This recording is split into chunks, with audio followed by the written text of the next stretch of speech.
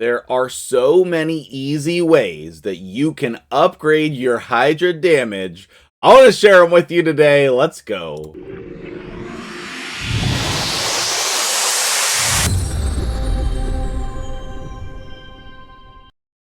What's up, guys? MtgJedi here. Good morning. I know you're desperate for more Hydra content. I know that you're looking for ways to upgrade your Hydra damage, and I'm going to share those ways with you today. There are definitely going to be some interesting ones. Let me know in the comments if you knew all of these ways, and let me know what ways that I've missed, because certainly I can't cover every single little detail, but I'm pretty sure we got almost everything in this video. So let me know what I missed. Let me know what secret tricks you have to upgrade your Hydra damage, and let's jump right in. Before we talk about those topics, I am required at some point to do a poem about skratch because he's the one that beat me. I have not had the time to do that. So in today's video, skratch, you are going to get my loser's poem dedicated to you. So here we go with my Hydra draft poem. It all went down in the Hydra draft. Skratch came in like a masterclass. Brutal Hydra, no big deal. Just pick Trunda when you spin the wheel. Skratch turned that boss into a bunch of stubs. He knows Hydra better than even Nubs.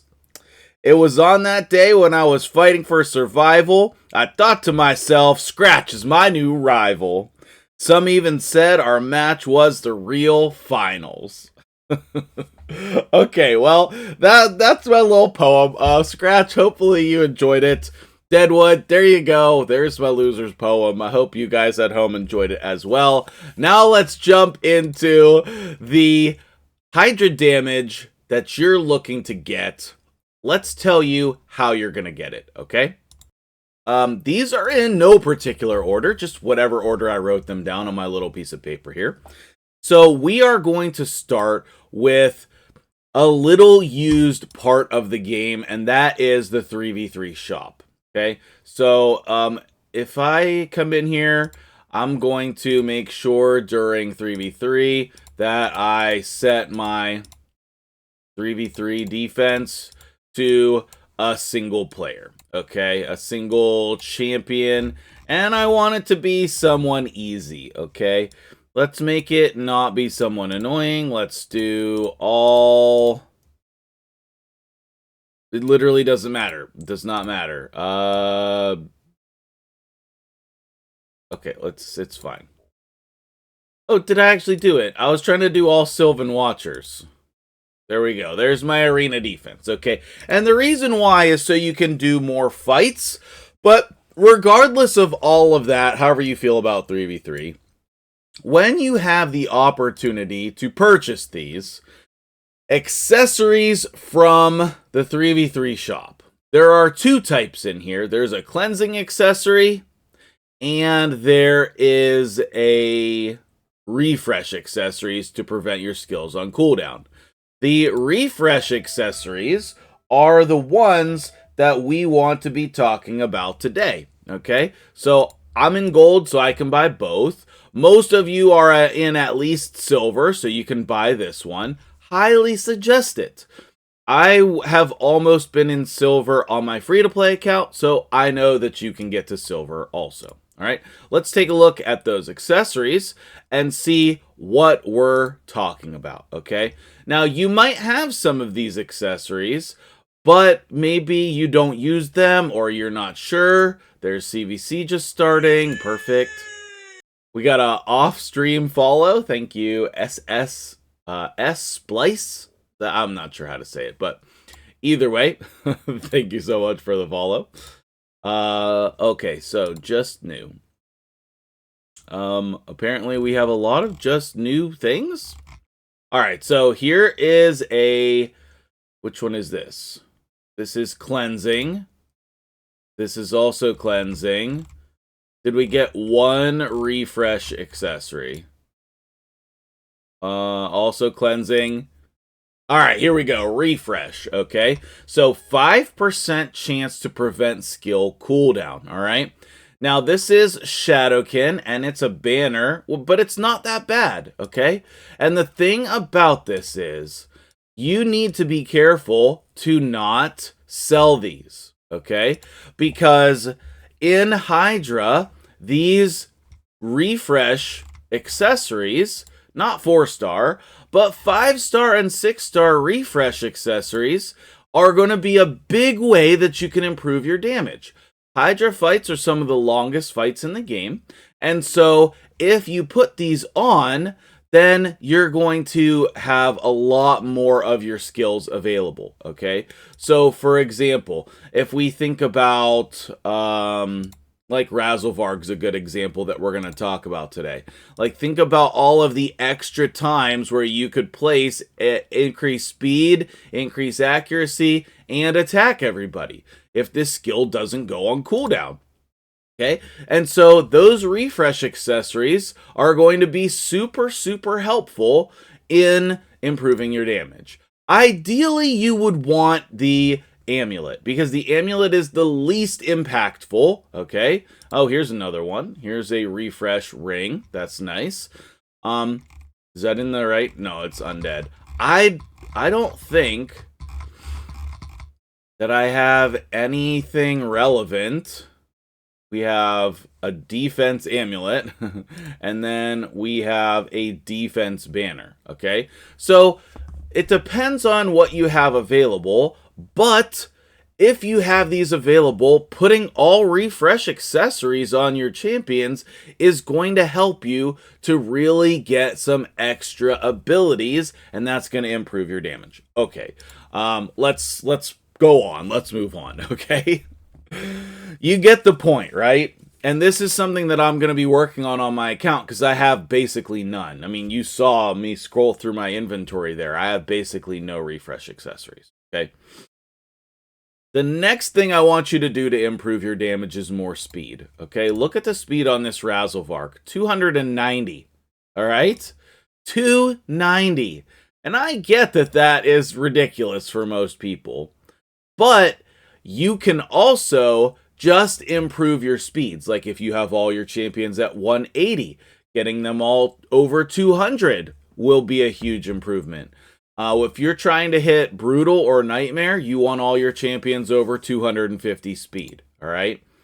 Look, we have a triple speed here. We have this double with the full glyph. The glyphs are going to help you to get that speed as well. The next tip is going to be gear ascension, okay? You can see here we got a bonus 10% crit rate from this.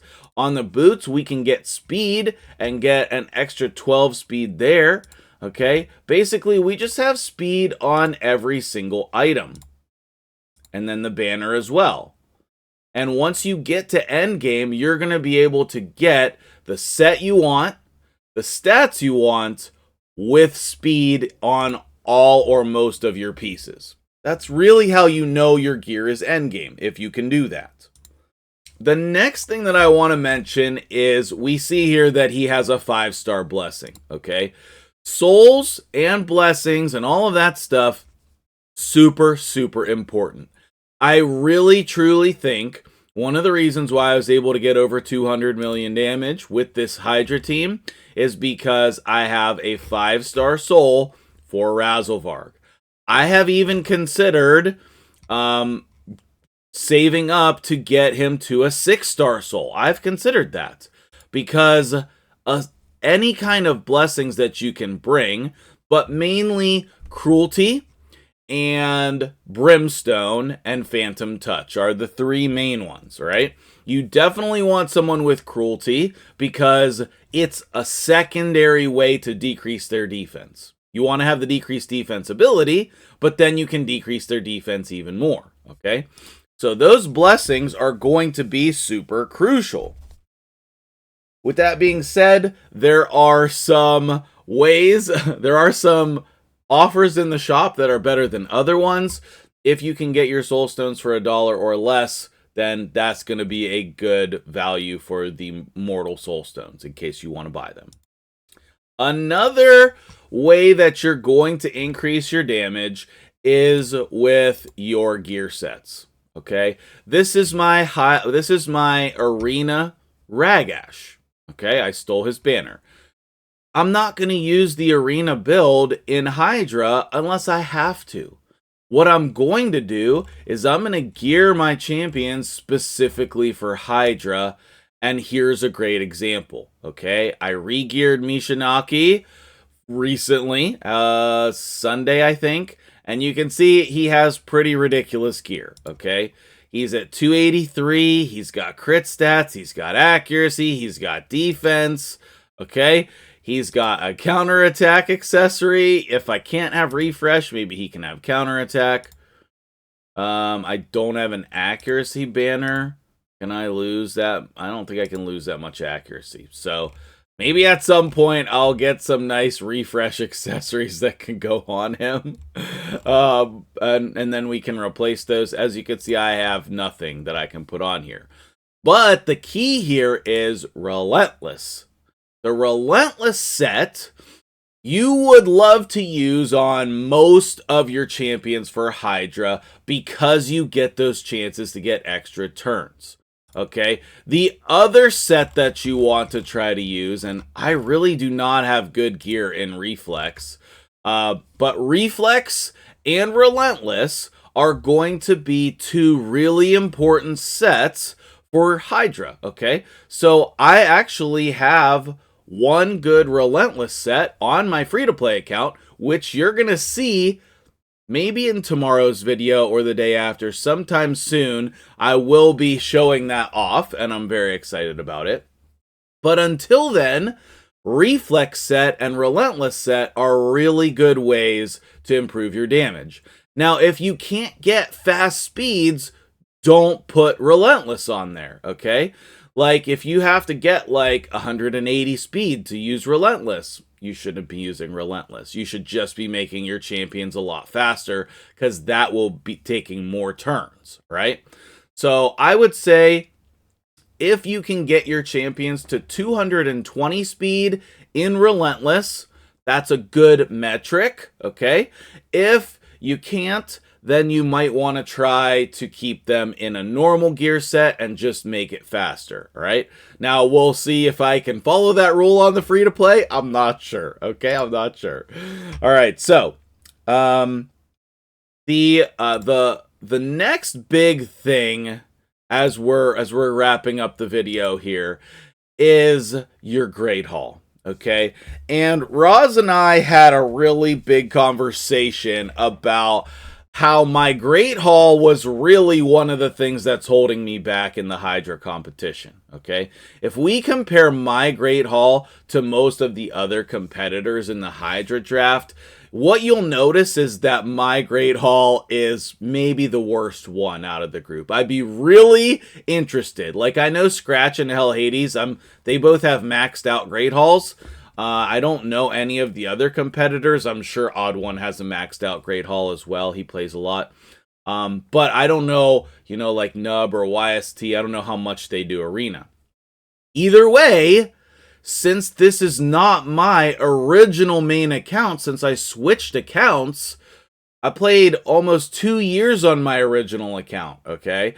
And on this account, I have not played 2 years. And so, even though I've been playing a long time, my Great Hall is not looking great, okay? Now, I did 72 fights yesterday, all right? Most of them were random, so I had a couple losses. But I am going to be pushing in the next couple months to try to improve my Great Hall. I am going to be pushing, okay? And one of the ways that I'm going to be pushing is to start off by getting all of these to level 6. Then I'm going to start getting them to level 10s. And my plan is to almost go backwards, right? I went accuracy, resistance, now I'm doing crit damage, next will be defense, and then I'll probably do attack and HP. But, your base stats, it's not really important which order you do them in. Maybe I'll do attack first, because that'll help Arena. I'm not sure, honestly. But, like, you can tell, like, HP, I have 4s. I have 4s down here. And so, like, where other people would have a lot higher, they might have 10s, right? So it's just such a big difference to go from 6% to 20%, right? Like, that's a free 5-star artifact, or a free double hit on an artifact, right? So my Great Hall's definitely holding me back, and I think that your Great Hall could be an easy way to improve your Hydra damage, okay? So make sure you're doing your arena fights, because that's going to help your whole account, right? And then you have your area bonuses, okay? And I think that I want some Hydra ignore defense. And so I've been waiting for this video to do that. Maybe. Why won't it let me do it? Oh, okay. Do I not? Oh, I have enough. And then do I have enough to do the Hydra speed as well? No, 300. Okay.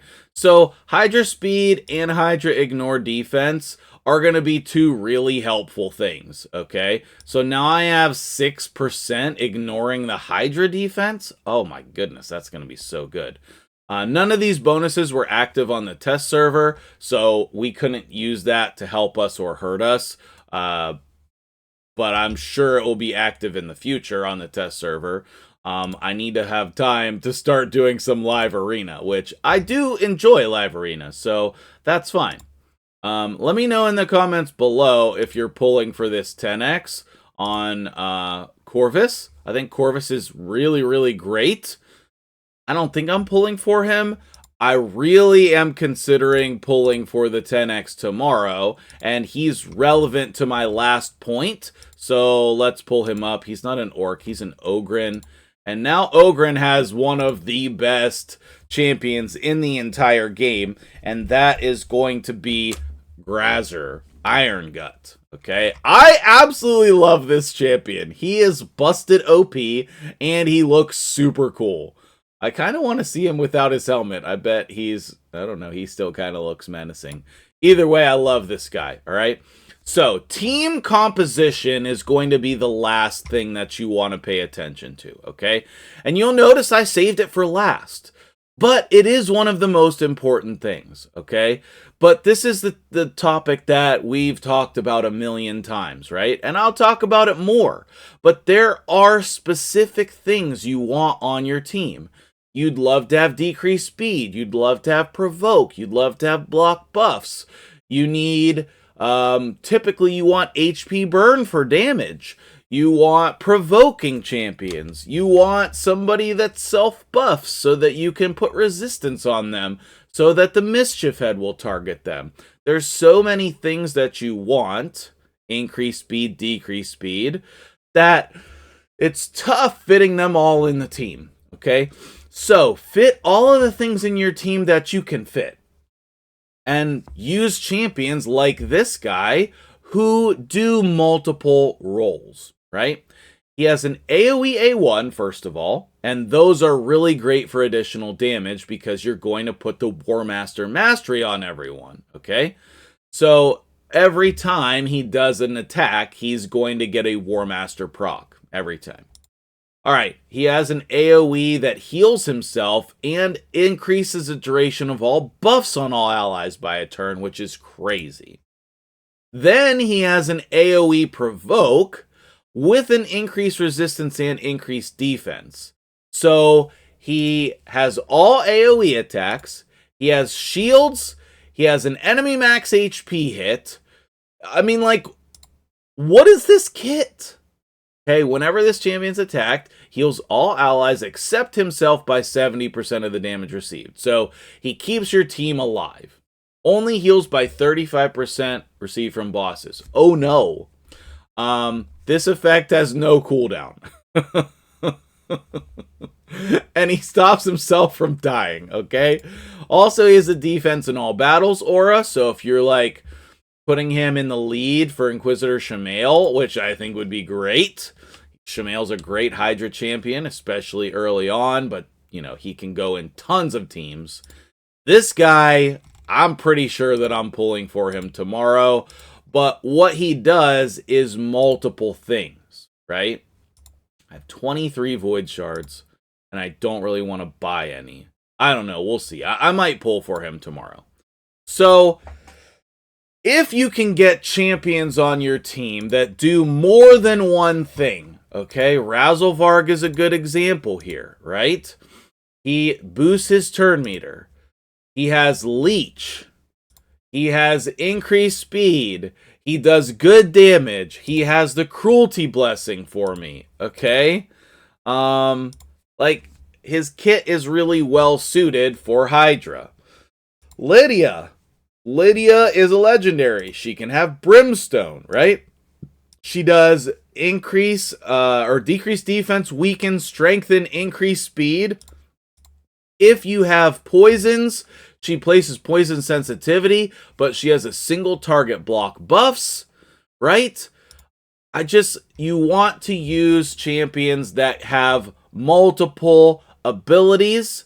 You want to avoid champions that only do one thing unless they do that one thing really well, okay? Like Pinthroid does multiple things here. He transfers debuffs and steals buffs. He has block buffs. He has the shield and the increased defense, okay? You want to use champions that do multiple things, right? Not just one thing. That's why the Husk and the Royal Guards are not as good, because the only thing that they do is damage. And technically they can do another little thing, right? So I hope this video was helpful to you. Let me know what I missed in the comments below. And let me know which of these was your favorite new strategy to increase your Hydra damage. And I'll see you guys in the next video.